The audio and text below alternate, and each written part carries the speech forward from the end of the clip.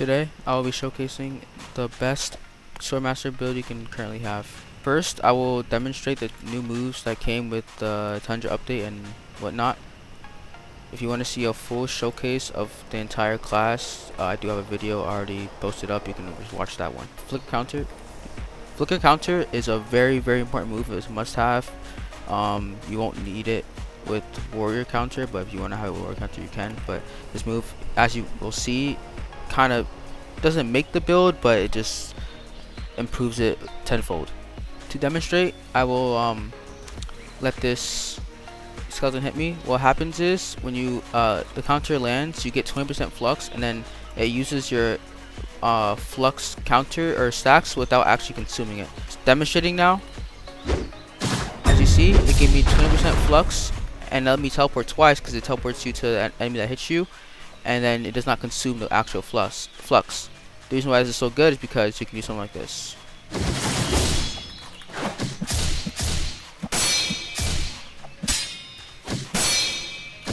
So as you guys see, I'm at 87% flux, right? If I use flicker counter, I'll be at 100% and then teleport to this skeleton 6 times. As I demonstrate now. And the reason why it's still so incredibly good is because you get to then use flicker strike right after. And you know, insane posture damage and a lot more. At level 43, you get the move Flux Waltz. Now this move is pretty mediocre, to be honest. I have it equipped honestly just cause, and it's just ranged. I think that's the reason why I have it equipped. But all it really does is sends a projectile. This damage 27 to this grab, and it does more damage depending on how much flux stacks you have.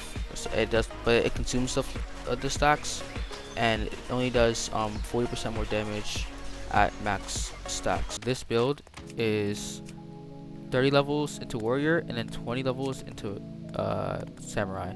I will explain why. So obviously the 30 levels into warrior is obviously for Swordmaster, and if you guys did not know this, your subclass skills is not based off the level of the class you got it from, but based off your actual level. The skills I have is the one shown now. You're gonna need focus most definitely for this build because you will be doing a lot, and I'm saying a lot of, you know, just move. Obviously you go the warrior first because you want to get heavy armor. Heavy armor really gets that makes the most of Swordmaster, because with heavy armor and Swordmaster, you can really utilize Bulwark's Might. Bulwark's Might allows you to actually freely go 20 levels into samurai, because with the extra strength scaling, you don't really need it towards your class or towards like warrior. You can just get it from your armor. I don't know the exact conversion between certain variations of moves, but what I do know is that with all these multi-hit moves, which is quick draw, fourfold, and lightning strikes, which are all very quick moves, you're able to build flux pretty quickly. With the new added Swordmaster moves, you can really get flux incredibly fast.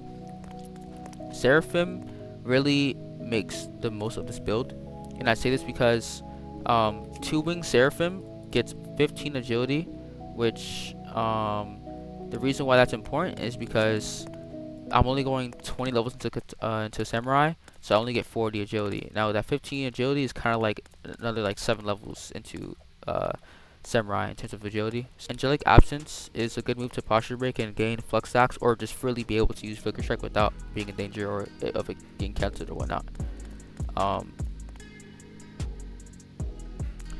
Yeah, with a combination of Angelic Absence and flicker strike, you can really posture break and almost anything very quickly.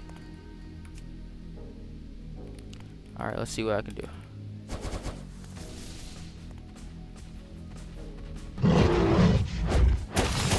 What? Okay, so flicker counter can be countered. I mean, cancel that. Now I do.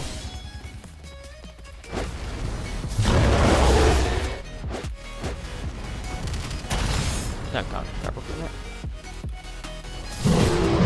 There we go. Alright. I have 100% stack, so let's just not try not to sell here. So luckily, back to Flicker counter without using any stacks. Look how much damage this film. Look at that.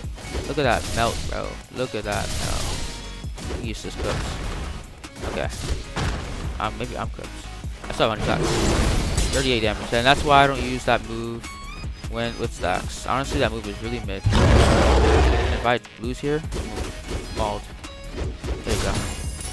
There it is. The point of this build was to raise your agility as much as you can. That's also why I went Rapid Battle Aura. That way you can crit while you're also doing all your multi-hit moves. The best time to pop your Rapid Battle Aura is after you posture broken or you're about to counter an enemy and you flicker counter and then flicker strike. That is up to 12 times you can crit, and with enough agility that can be pretty likely.